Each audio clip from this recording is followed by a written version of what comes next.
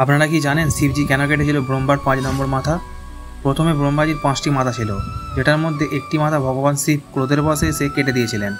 শাস্ত্র মতে বলা হয় যে ব্রহ্মাজি এক সুন্দর দেখতে মহিলাকে সৃষ্টি করেছিলেন।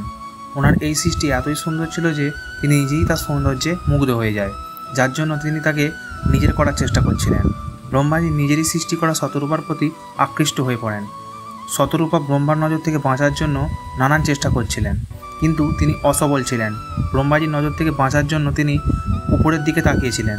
তখন ব্রহ্মাজি ওনার একটি মাথা উপরের দিকে বিকশিত করে দিলেন, যার জন্য শতরূপার সমস্ত প্রচেষ্টা ব্যর্থ হয়েছিল।